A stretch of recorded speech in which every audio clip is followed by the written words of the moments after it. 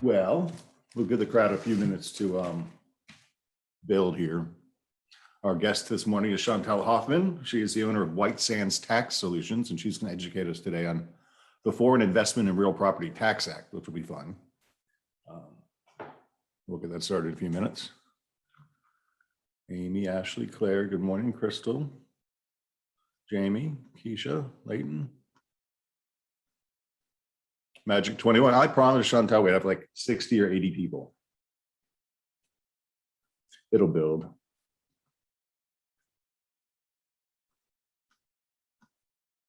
There we go.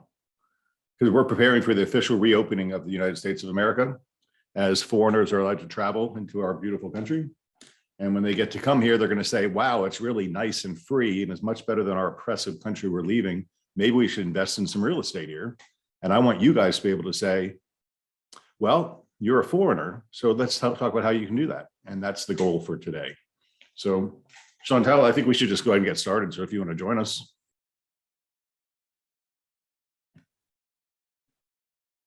Or not. No, sorry, Craig, I'm here.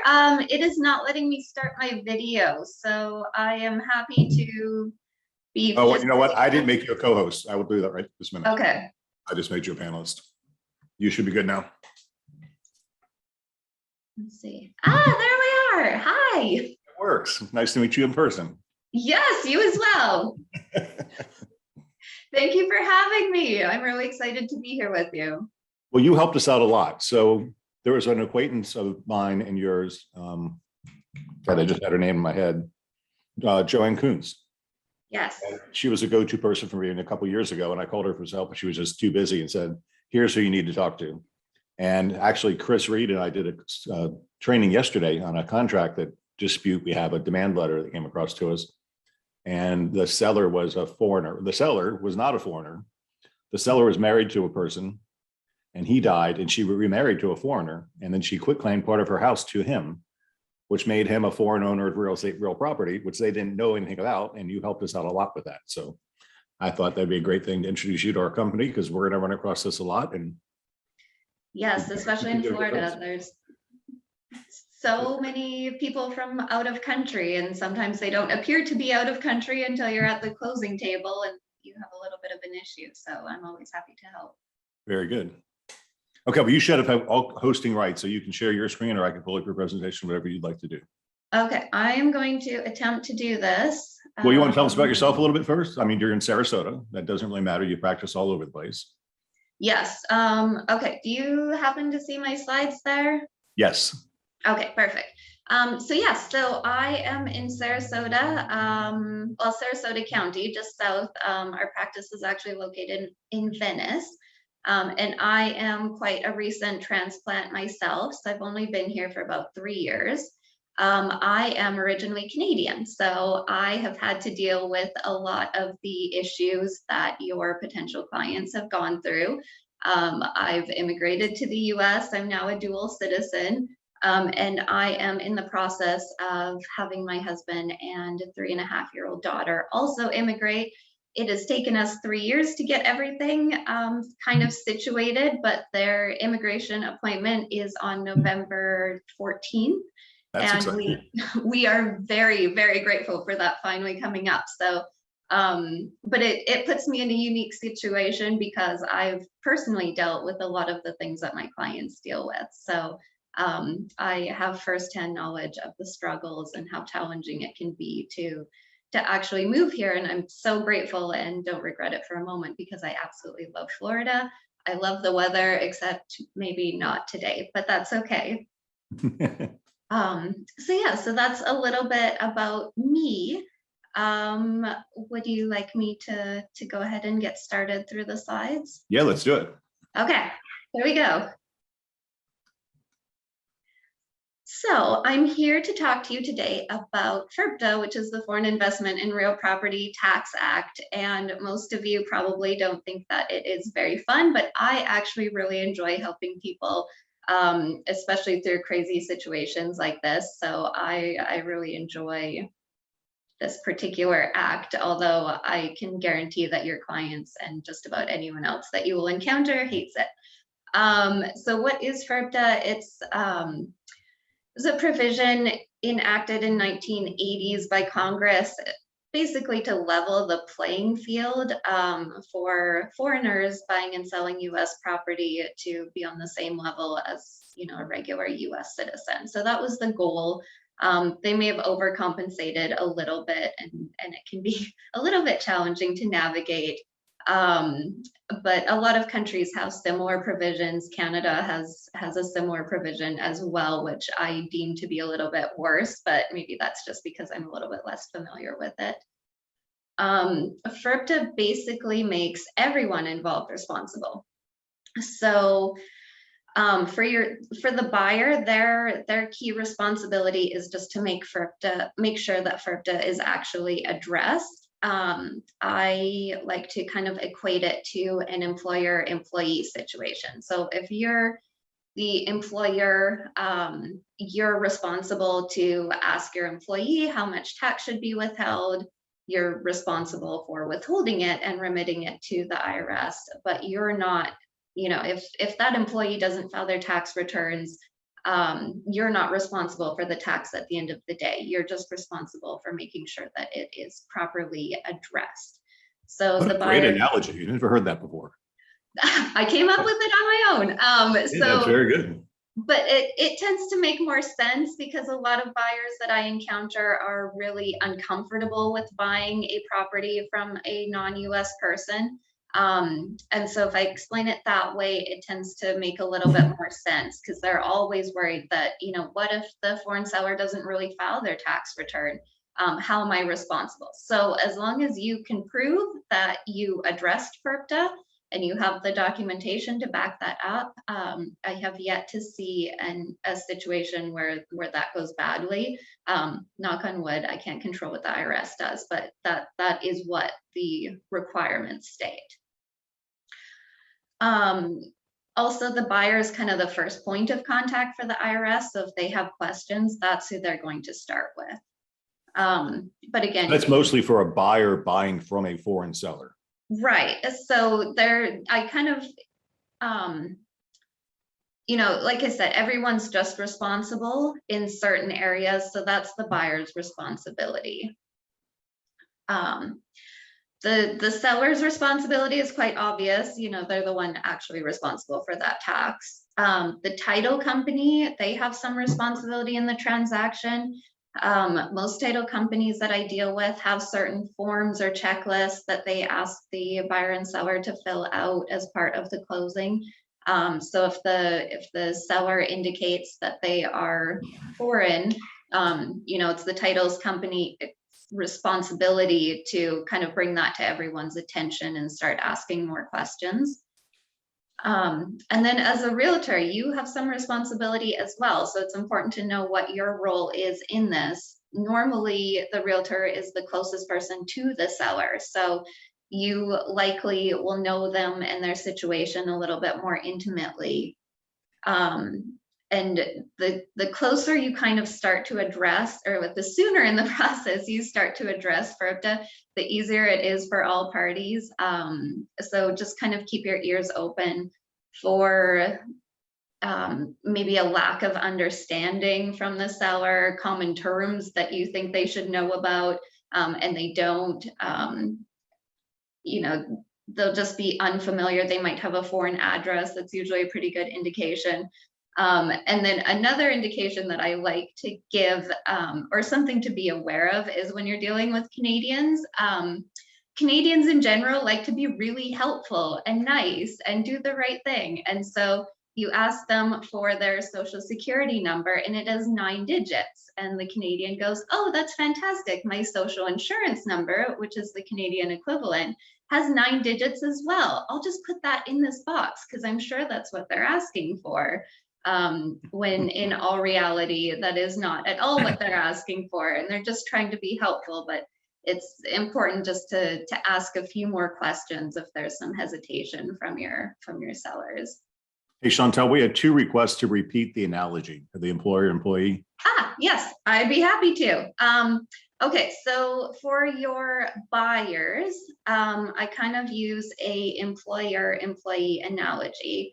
in that the buyer, like your employer, is responsible to ask your employee, how much federal withholding should be withheld. They're responsible for making sure that that amount's withheld from the paycheck and sent to the IRS, but they're not responsible for actually filing the tax returns for their employees. And they're not responsible to pay the tax owed for their employees. That's the employee responsibility, similar to your foreign sellers. So the foreign seller would be the employee, the buyer would be the employer. So, you have to ask your employees how much money should be withheld, and you have to actually be the one to send it into the IRS, but you're not responsible for that tax at the end of the day. Got it. Does that make sense? It does. Okay, any other questions on this slide? This is just kind of an introduction and general responsibilities. Just to throw it out there, what about a foreign buyer?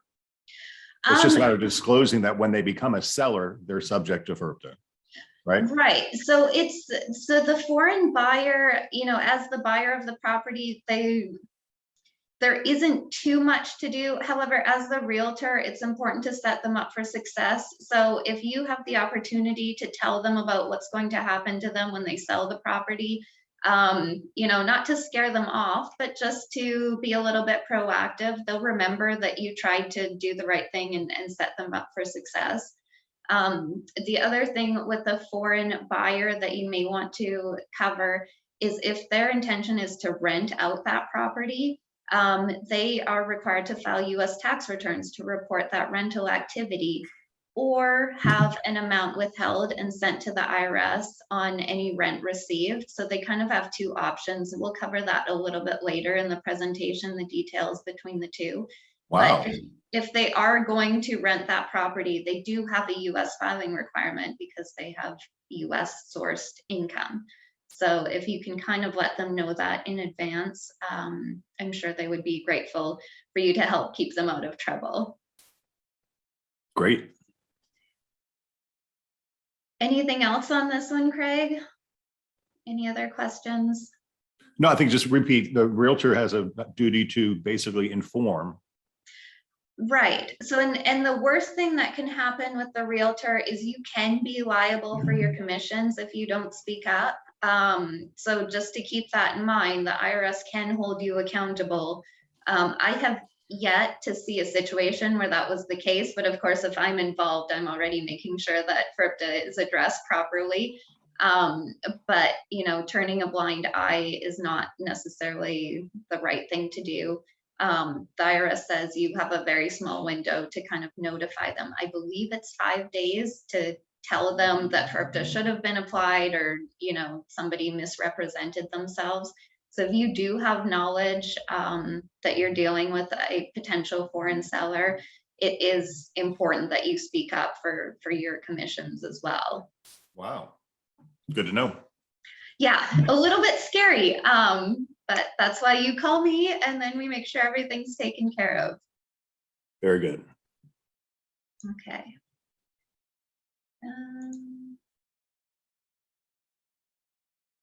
Did I skip one? Nope. No, sorry. Okay, there we go. Okay, so the next slide kind of covers, is my client actually foreign? So there's a few kind of misconceptions that you can get stuck in for foreign clients.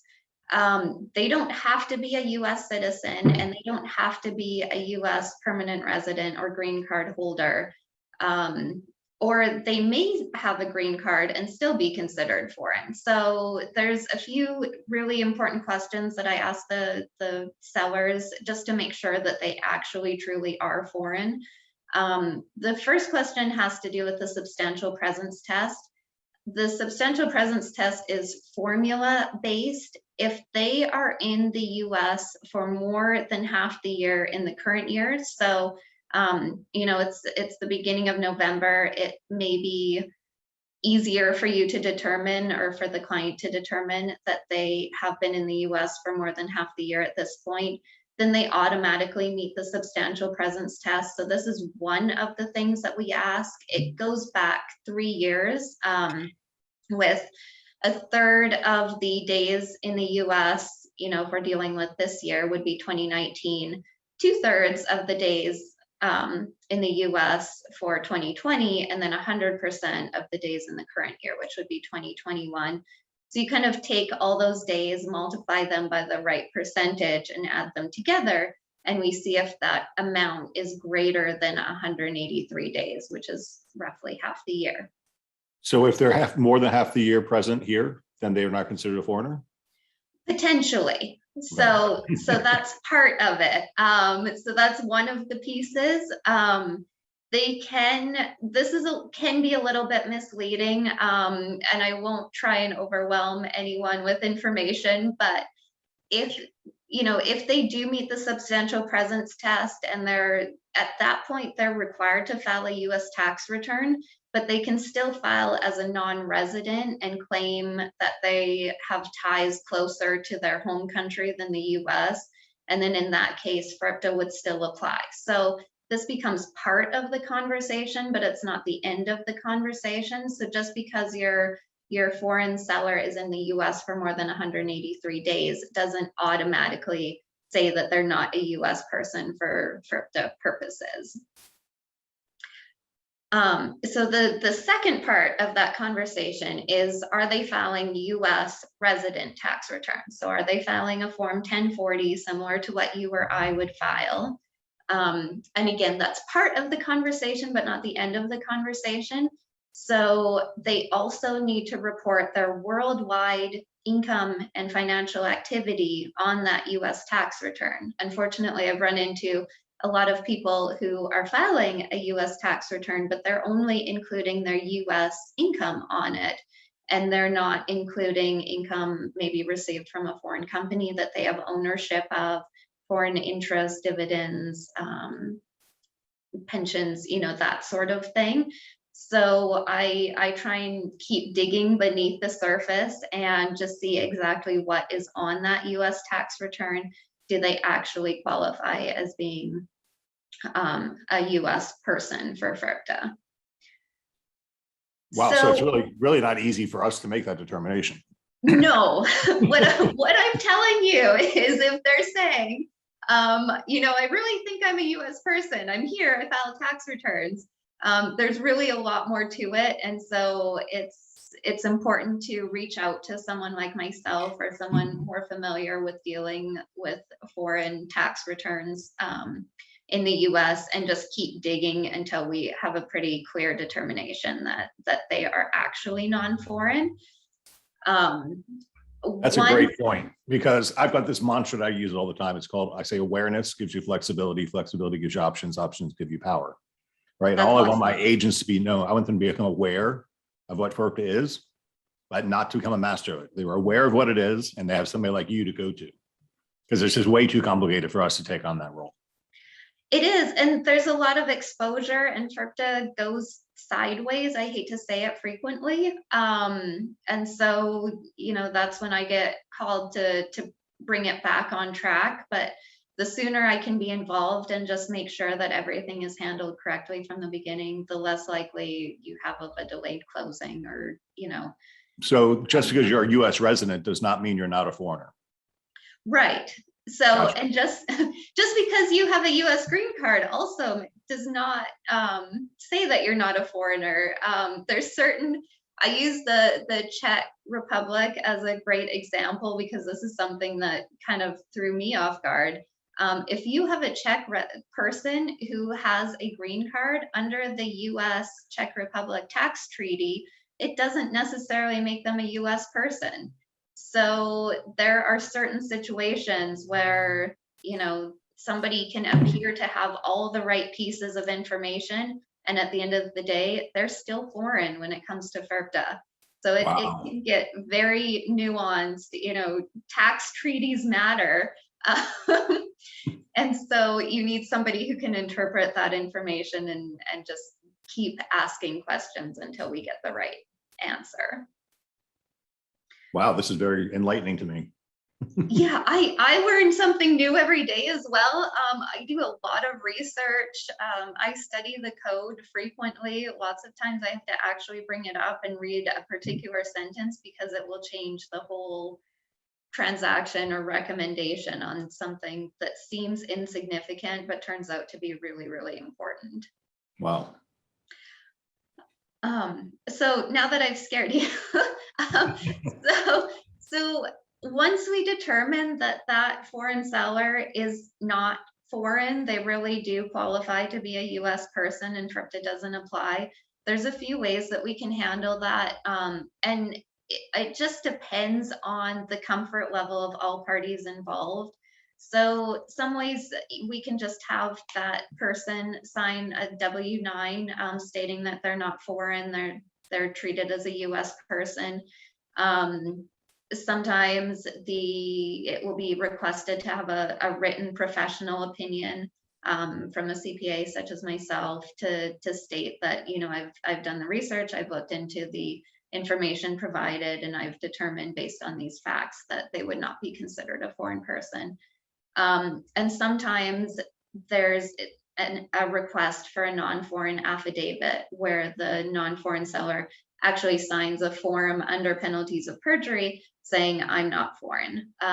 So it just depends on the situation, the comfort level of all involved as to what documentation needs to be provided to actually determine that this person is a non-foreign person. So how long does that interview typically take? Let's say we come across a foreign person that we suspect is a foreigner, and we say, you really need to call Chantal now. Let's make sure you're exempt. So is that like are you probing them, like really interviewing, or is it a 5-minute conversation? I get out my flashlight, no. It just depends on the situation. A lot of times it's a conversation. I like to also review the most recent tax return that they filed and just take a look at it. But a lot of times it's a conversation. I just keep asking questions until I feel confident with the answers that they're providing. But the tax return is frequently requested as well, just so that I can verify what they're telling me. So, Because the penalty to them is what? If a foreign person gets away and they take all their proceeds from the sale, they basically stolen from the US government.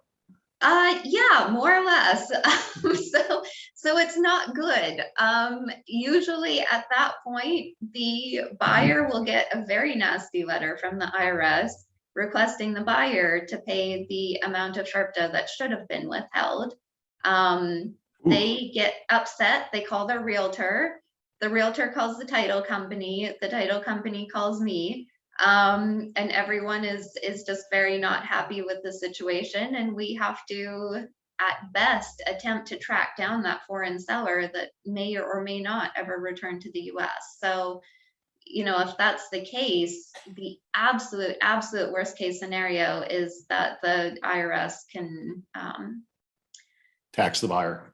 tax the buyer and possibly, you know, take that property from the buyer in order to satisfy the FIRPTA. So I've never seen that actually happen. I can get quite persistent when I need to and try and make everything better. But, you know, it's just best for everyone if we deal with this properly up front. Agreed. So, and if we have that non-foreign affidavit and the IRS requests it, you know, we supply them with that affidavit, and that's sort of the end of the story. You know, it shows that we did our due diligence. So, you know, if we're dealing with a foreign seller who's not being honest, you know, at the end of the day, that's still their problem, as long as we have the right documentation that we did our due diligence to make sure that everything was taken care of correctly. I'm sure you're going to get to this, but there's a form a buyer can sign that eliminates the need for the withholding, but I'm sure that comes up later. So let's wait till that. Yes, that's the next slide. Do you want me to advance? All right, go ahead. All right, here we go. So personal use affidavits. This is our best friend when it comes to FIRPTA. This is something that we use frequently and is another way of showing, yes, we took care of what we needed to and makes the situation much better for our foreign sellers. So what the personal use affidavit does is, if the buyer is planning on using that property personally for the first 2 12-month periods, and they're willing and eligible to sign an affidavit stating that, it can potentially reduce the FIRPTA withholding. So the default FIRPTA withholding rate is 15%. That's always our starting point. I guess I shouldn't say always our starting point, just about always our starting point, especially if we're dealing with individuals and we're actually selling the property. If we're dealing with a partnership that's or an entity that's distributing the partner to the owner of the entity, we deal with a whole different set of circumstances, but that's probably not where you guys are involved. You're probably actually selling property to an outside party, in which case we start at 15%. So if the sale price of the property is over $1 million, or the buyer is not willing or eligible to sign this personal use affidavit, we're at 15%. If the selling That's 15% of the sales price, right? Yes, 15% of the sales price, not their gain. And it doesn't take into account those closing costs. It's the sales price, the very first number. We don't look at anything else. So $750,000, $800,000 is whatever. Yes, it's a lot of money. And so again, $120,000, right? the sooner you can bring this to everyone's attention, the sooner we can make it better. But correct me if I'm wrong. So I sell a property for 800 grand. I have to withhold 120. And I send that into the IRS. Right. And then I file a tax return. And then they figure out what my taxes owed and they'll refund me what's extra, right? Exactly. So it's a withholding tax. It's not the actual tax on the sale. It's just the IRS has this as the worst case scenario. We don't take anything else into account. And they've decided 15% of the sales price is the right amount. And that's the default. That's what we're stuck with. But it's just a withholding up front. So I think of it more as a timing issue. So the IRS is going to hold those funds until we can file the tax return in the following year, and request a refund of those excess withholding. Okay. Now, what is the reason behind why does it matter to the IRS if I sign an affidavit that I'm going to live in the house for 2 years and it's less than 300 grand? Why would that? What's the reasoning behind exempting that foreign seller? I have tried to find a rational thought behind this, and I have. Good, it's not just me. I'm not going to lie. Why does it matter what the buyer is going to use the property for? My only thought, and this is my interpretation, there is no basis for this. This is just the only way I can wrap my head around it, because to me, it doesn't make a whole lot of sense either.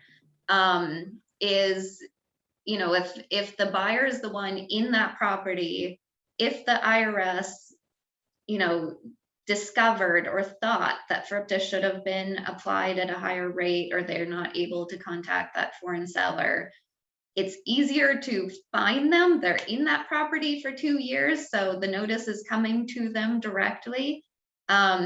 And if you have, say, renters in that property, it's harder for the IRS, or more steps for them to go through to kick them out and take possession of the property. I don't know if that's actually true. That's just the only way I can rationalize this. Now, we have a lot of buyers that are afraid to sign that form. It's really, they intend to. What if there was some circumstance out of normal circumstances that made them move quicker than they planned on it? Yeah. Trouble? And the IRS is quite understanding in that circumstance. So let's say you have an elderly parent that suddenly falls ill, you need to move to another state to care for them. That's okay. The IRS says that that's acceptable. Let's say your job relocates you to another location. That's acceptable. That was not foreseeable. And so you're still okay. You're still eligible to sign that personal use affidavit. What I would say though is, let's say your job historically relocates you every year. then you're not okay signing that. It's foreseeable that they're going to relocate you again. So it depends on their individual circumstances, whether they should sign it. And I kind of go over that with them. It doesn't increase their risk at all by signing it. Again, it's just another way of showing that FIRPTA was addressed. So that's their responsibility, is just to show that it was handled. And this is a very allowable way of doing it. The IRS doesn't see this as a preferred or unpreferred method. It's equal to actually having the FIRPTA, actually having the FIRPTA withheld on that sale. Got it. A couple Q&As I think we should address. Margaret said, why would a buyer be penalized for what the seller did? Because they're the only person they can get. The seller took the money, went back to their home country, and they ain't coming back. Exactly. The IRS, they do have some agreements with certain countries' taxing authorities to potentially reach across country lines and do something about it. But in most cases, the dollar value just isn't high enough for them to do that. Whereas, addressing somebody on home soil is a lot easier for them to reach through. And yeah, they can put you in jail in the US. They can't put you in jail in Czechoslovakia. Right. It's much harder to be able to do that. So, yeah, that's the way they kind of have it. And again, the property is physically located in the US. That's their last resort. So that's also why the buyer kind of gets involved. I'm not sure where this question came from, but it says, what if the Canadian buyer lives for 6 months in the house and leaves it vacant for the other 6 months? So that is totally fine. They meet the requirements. So vacancy does not count against that personal use affidavit, which again is kind of interesting. So in a most extreme circumstance, if that Canadian or wherever they're from comes and stays in that property for 2 days out of the year, and then they rent it for 1, they still meet the requirements. So it just has to be more than 50% of its use has to be by the buyer or the immediate family. So a child could use the property, or a parent. I believe a sibling counts as well, but maybe not aunts and uncles. Fascinating. Super weird. I don't know why they put it this way, but that is the most extreme circumstance, and that does meet the requirements. So if you got the personal use affidavit and it's appropriate, you could actually withhold nothing. You still have to pay the tax on your gain when you file your tax return. Exactly. So this doesn't affect the tax return at all. We're just talking about that upfront withholding. If 0% is withheld, that foreign seller still has a requirement to file their US tax return. Even if there's a loss on the sale, they still need to do it. That's kind of it's sealing the deal. It's putting that final stamp on it so that the IRS can't open that up in future periods and say, hey, you needed to pay the tax on this. It's making more sense. Hopefully, some pieces of it make sense. I try and rationalize as much of it as I possibly can, but it is an interesting section of the code for sure. So any other questions on the personal use affidavit? I don't see any. I'm pretty clear on it now. Okay. I will say that some title companies will have a personal use affidavit available at closing, but if they don't have one, then I'm happy to prepare that for your foreign seller as well. But once again, if the buyer intends to be there for the next 2 years, it's safe for them to sign it. Exactly. Yeah, it's perfectly safe. It doesn't add any more risk to their side of the transaction. That's good to know. Yeah, so moving on to the actual process of how this works. So yes, one question was, Vicky said, does the buyer have to sign the personal use affidavit? Yes. Yes, the buyer signs it again under penalties of perjury. So I usually speak with them personally or their realtor and just explain, just to make sure that they actually qualify to sign that before doing so. And Mike asked, you're picking on the Canadians a lot today, Mike. The Canadian buyer pays property taxes. Are they required to file a return? Yes, Property tax is completely different from federal income tax. So those are unrelated for these purposes. Okay, Um, good answer.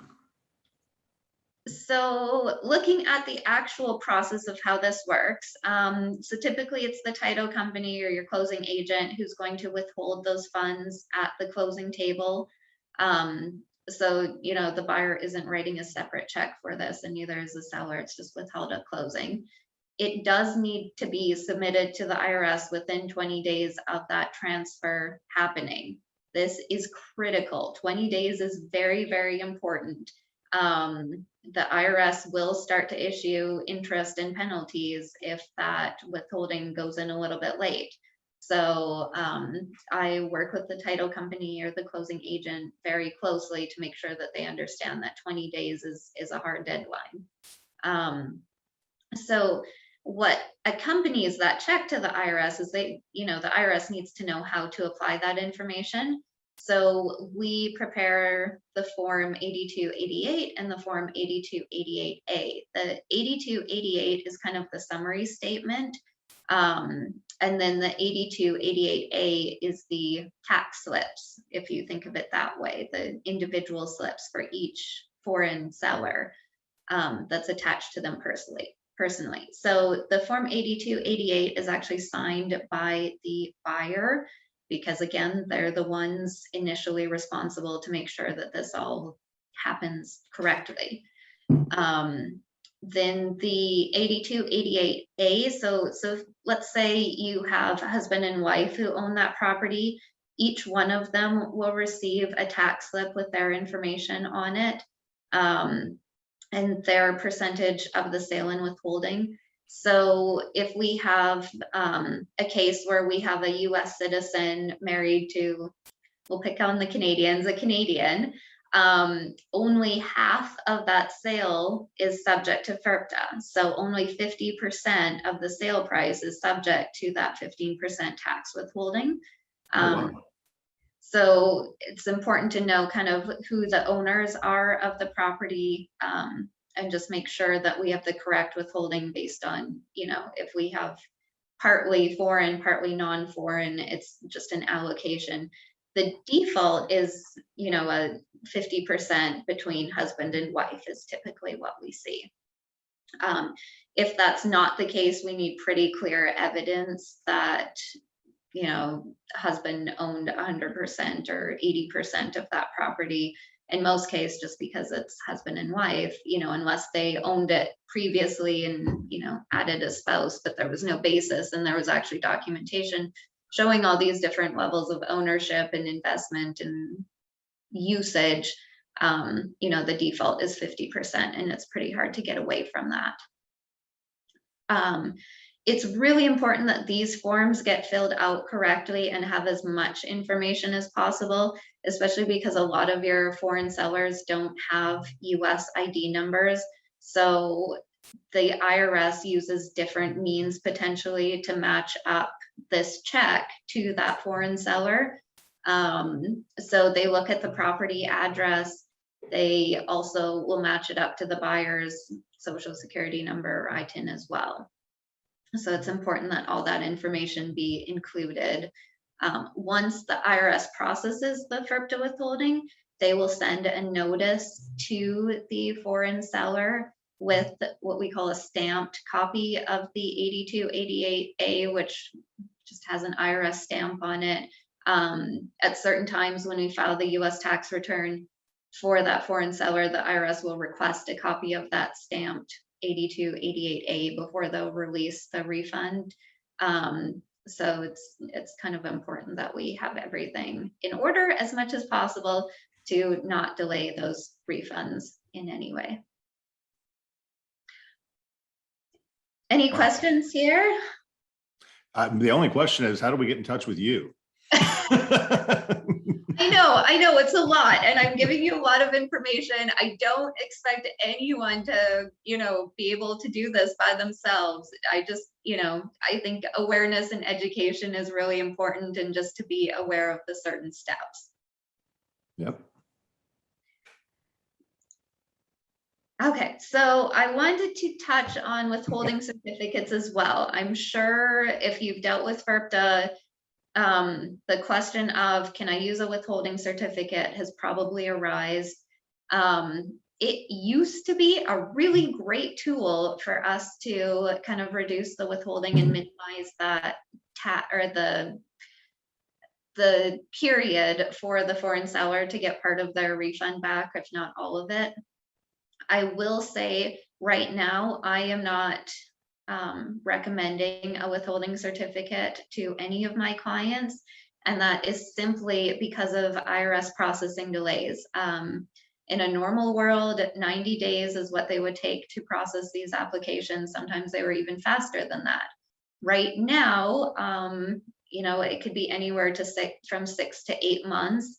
They are so behind in every capacity. FIRPTA is not their number one priority, neither are withholding certificates. So anything, it's just very, very slow to process anything through the IRS right now. So, Mike Reichenbach from Madeira Beach says, I have a foreign seller who's been waiting 2+ years for their refund. Yeah, that's not good. And in a normal world, sometimes there is delays like that, but this is just delays across the board. It's just COVID related, most likely, I'm sure. It's very COVID related, government shutdowns, everyone working remotely, and just everything has gotten very jammed up. And we keep hoping that time is going to start to decrease. However, in my experience at this point, they're not catching up yet. So. But that being said, hopefully they do start to get on top of things in the relatively near future. But realistically, there's not time to get a withholding certificate prior to closing, is what you're saying. Yeah, and it has to be very certain circumstances in order for this to work. One of those is that the closing agent has to agree to hold that FIRPTA, that 15%. They have to agree to hold it in escrow while we wait for the withholding certificate. A lot of the title companies that I'm dealing with now are just refusing to do that. They find it too risky. And so they're not accepting of us even filing the withholding certificate. We can do it in advance so that there's not that hold, but then you're waiting to close on the sale of the property until we get the approved withholding certificate. And a lot of buyers aren't willing to wait that, minimally 3 months for us to get that approved. So in some cases it will work. In a lot of cases, it's just not an option. If you close at an attorney's office, they're more likely to hold that money in escrow. But it's becoming a very risky transaction for them. And so a lot of them are just simply not agreeing to it. What is an ITIN? Is that an international tax identification number? You got it. Yes. So buyer and seller, it works best if they both already have those numbers for the withholding certificate. If they don't, we can apply with the withholding certificate, but again, you're waiting another 9 to 12 weeks for them to get issued that number before that FIRPTA package is, transferred internally to the FIRPTA department. So you're just adding processing time to the whole transaction. And if there's a hiccup with the ITIN, you kind of disrupted that withholding certificate process as well. So it works best if buyer and seller both have US identification numbers. We have been experimenting a little bit with what's called an application for an early refund. The application needs to go in before the close of the sale, but in this case, rather than your closing agent holding those FIRPTA funds, the IRS is the one holding the FIRPTA funds. So it can work in certain circumstances, but there's even more pieces involved and they're challenging for the IRS to accept. So in a really interesting situation, or we can look at this as a solution, but it only fits certain fact patterns to be able to do, and it's still a little bit risky whether it's actually going to get approved or not.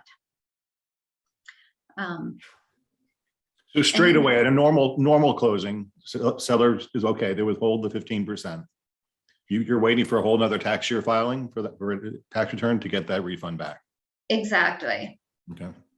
So, I mean, if the sale is happening in November, under any circumstances, likely it's going to be shorter just to file the tax return. It's going to cost the client much less, and accounting fees as well, to just wait.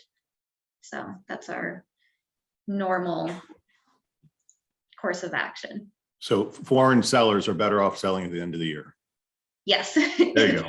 There's your post, Mike. Hey, if you're a foreign seller, you want to sell now. Exactly. Don't wait till January 1st. January 1st is the worst date for a foreign seller to actually close on a property. Gotcha. All right. Well, I want you to finish your presentation, and we'll ask some of the other questions that I've seen pop up. Okay. Sorry. I'll try and speed it up a little bit if we can. So the individual taxpayer identification number, that's that ITIN that you were asking about on that previous slide. So an ITIN is appropriate for somebody who's not eligible for a social security number, which is most of your foreigners. The IRS is making ITIN applications much harder to process. They're getting really sticky about this. The reason being the IRS is actually running out of ITIN numbers. And so you have to have a very compelling reason before they will issue one. So you cannot be proactive and apply for one when you purchase a property unless you're actually renting it out and you have a reason to file a US tax return. Wow. So to try and combat that, they're actually expiring ITIN numbers as well. So if an ITIN number was granted to your foreign seller 10 years ago and they have not been filing tax returns, it is expired. Also, if it has certain middle digits, it's expired as well. So they need to apply to renew it. Every case that I've seen, they get the same number back. So I'm not sure how they're saving on ITIN numbers at this point, but rational thoughts are not always rational. Government. I don't know how else to say that, but yes. So the IRS is trying to preserve the remaining ITIN numbers that they have available to issue.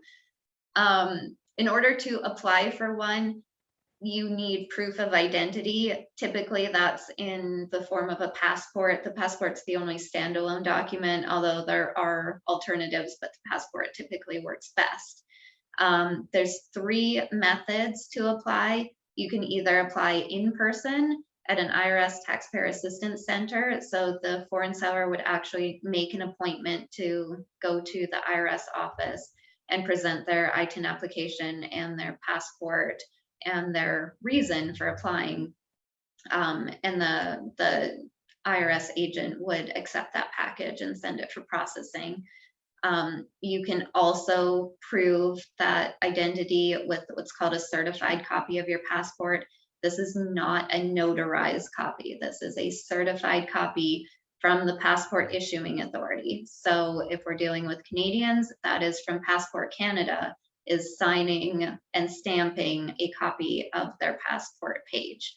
They can also get this at the US Embassy or a US consulate, just depending on where they're located, that might be an option for them.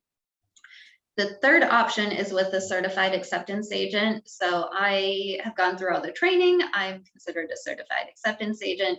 What that means is that that foreign seller can actually mail their passport to me, or they can bring it in person and I can certify it for them. They don't necessarily have to be here, but I would have to have the passport, their physical passport, in my hands, and then do an ITIN interview via a video chat with them. So I have to ask them certain questions, tell them certain information about the ITIN. It's a formality, but it's important about what the ITIN allows them to do and doesn't allow them to do. And then I mail them back their passport as securely as I possibly can, because that's always a little bit uncomfortable. There is a fourth option, which would be to mail your actual passport to the IRS. Please don't ever recommend to your clients that they mail their actual passport. There is no guarantee that that is coming back to them. It is an option. However, I don't even bring it up to the clients because it's not a good one. For their eligibility to apply, the best method is to actually attach it to a tax return. They can also apply with their signed contract or their sale documents and the FIRPTA forms 8288 and 8288A. So we actually attach all that information to the ITIN application. Both of those items have to be attached, so we have to wait until after closing in order to apply for the ITIN number. So this is kind of a relatively new thing. In some cases, your title company or your closing agent might require to show proof that they've applied for the ITIN already. If we don't have all the information, the IRS is going to reject that application, or they're going to send a notice requesting the remaining information. So in most cases, we wait until on or just after to apply. Or like I mentioned before, they can apply with a withholding certificate.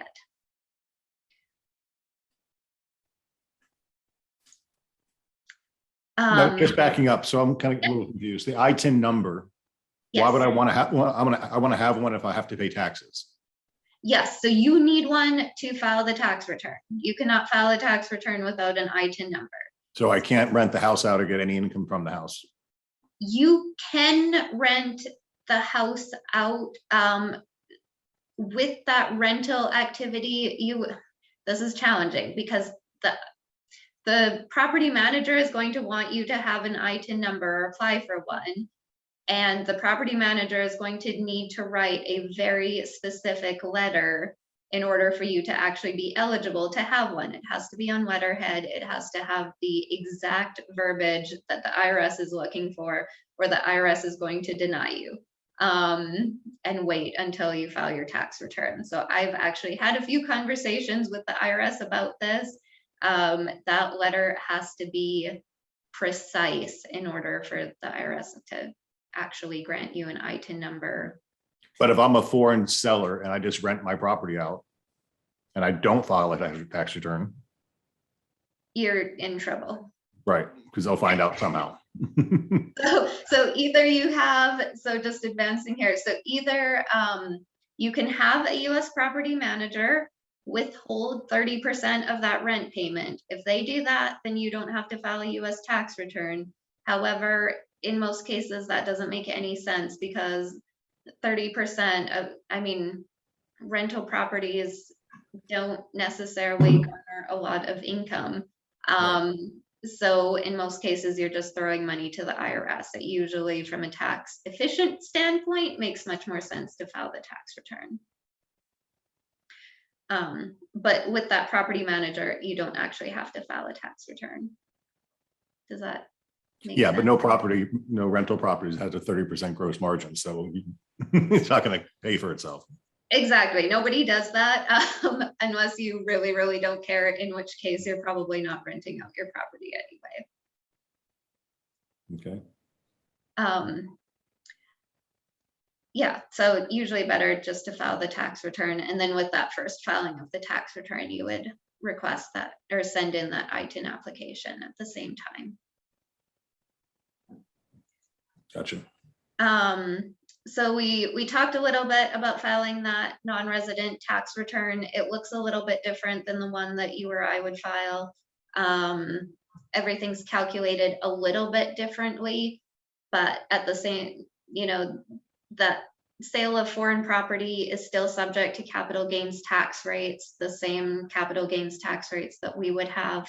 The same calculation is made to calculate that gain. So, we look at what the property was purchased for, any major improvements, any depreciation taken, your closing costs, all of that factor into what that actual gain is on the sale.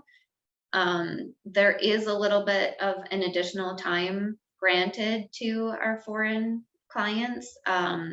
So their filing date is actually June 15th, not April 15th, to request, either to file the return or request an extension. The extension gives them until December 15th to file the tax return. In a lot of cases, a state return is due as well. We're really lucky in Florida that that's not an issue. But in other provinces, in other states, like California actually has a withholding tax as well, the FIRPTA withholding tax. So they have to calculate that and then file the state tax return also. I think we all want to send that letter in your cartoon there. I know. Please take me off your mailing list. Another really important thing that you guys should know about is that if we're dealing with a US LLC, a Florida-based LLC or trust, if the owners are foreign, there's a look-through provision that does not exempt them from FIRPTA. So just because that property is held in a US LLC, it does not mean that you're safe. We still have to look through to that next level and make sure that the owners are also not foreign. So just because you have a Florida LLC does not mean you're okay. We have to look at the underlying ownership. The only sort of entity that avoids FIRPTA in this sense is a US partnership. It can be a husband and wife partnership. And there's still a withholding tax on the sale from that partnership, but it's calculated on the actual gain instead of that sales price. So, so in certain circumstances, it might make sense for them to purchase the property in a partnership. What about a corporation? So if we're looking at like a C corporation, then if that's a domestic corporation, then that is responsible for the tax. It's considered domestic. And so we don't have a FIRPTA issue there. Gotcha. So do you recommend people buy houses, buy real estate in corporations? It just depends. I mean, so you avoid that FIRPTA withholding tax, but then you have the 21% tax rate, which may go up here in the very near future. So if you hold it personally, in a lot of cases that gain is minimal, and so you get all the FIRPTA withholding tax back. If you hold it in a C corporation, you're paying 21% tax on that gain. So on the personal level, what's kind of interesting is if that person doesn't have any other US income, the first $40,000 of gain for an individual is at a 0% tax rate. So they can have up to $40,000 of gain and still not pay any tax. Oh, nice. So you lose out on those graduated tax rates if you hold it in a C. You have done a great job convincing all of us to just call you. Sorry, it's a lot and I get really excited. But I know it's a lot of information. So but yeah, I'm always happy to help. Here's my that contact. was one of the questions. So, what should we tell a buyer they should expect to pay for some counseling from you? Yeah. Buyer or seller, So again, just because I really like doing this and I really like helping people, I don't charge for a consultation. So if they just have questions, they need some information, I feel like education is really important. So I'm always happy to have a phone call or a quick meeting and just explain, what are their responsibilities. If we move past that and they would actually like me to prepare some of the information, whether it's an affidavit, the FIRPTA forms, the tax returns, whatever it is, we can help them start to finish. So any fee is just a flat fee per form based on what they're actually engaging us to do. Okay. So a typical, are we looking at hundreds of dollars, thousands of dollars, just as a ballpark? I can send out my pricing list if you would like to share it. No, just a ballpark. It depends. So if we're preparing the FIRPTA forms, that fee is $750. If we're preparing an affidavit, that fee is between $250 and $500. An ITIN application is between $250 and $500. Yeah, The that's tax good enough. return is usually $750. So, and that's more or less across the board. Withholding certificates and applications for early refunds, those are the most expensive at about $2,000 to $2,250. So Gotcha.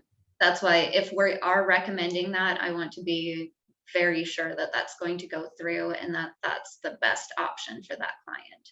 Now, are you a sole proprietor firm, or do you have other CPAs that work for you? I do have other CPAs. I have a partner. So we're a full service firm. We do bookkeeping, tax returns for businesses. I actually do returns for a lot of realtors because I work with them frequently. I understand a lot of the nuances, and can kind of help them up for success and work with them, figure out what their best options are. That might be another option. If you want to do another class with me one day, we could talk about agents and their filing. Yeah, And their I'd love. status as independent contractor versus a PA or a LLC or.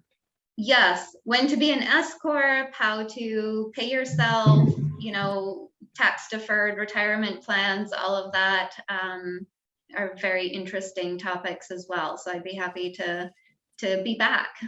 We just did a top agent retreat at Margaritaville in Orlando, and 80 agents came. It was pretty good. And I was having poolside conversations, and some of our agents have a lot of cash and they're just sitting on it. And they really need to set up individual retirement accounts or things like that. So can you get advice on things like that too? Yeah, absolutely. So I don't actually set up those plans, but I can work with the agents to figure out, what's the best option for me? How much should it be? We do a lot of tax planning for our clients. So if I put $10,000 into a SEP IRA, how much tax am I saving versus if I put $15,000 in? So we run a lot of calculations like that, just to kind of give real-time numbers on, what's the actual tax savings on different options that you have. Why don't you guys give me a show of hands if you'd like me to get Chantel back to talk about realtor filings? Oh, they're coming.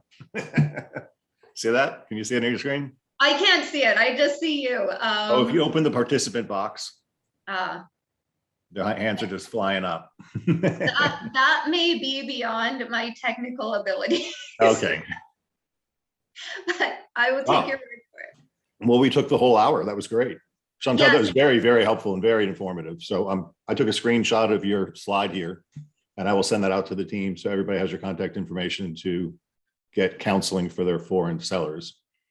Absolutely. I have a lot of the most frequent tax questions and answers on my website as well. So if you need a little bit more information about a particular topic or you want to send it to somebody in writing, please feel free. That's the flyer you sent me along with your presentation? No, I have more information on my website. Okay, cool. Well, thank you very much for your time today, and I hope we can do some business together.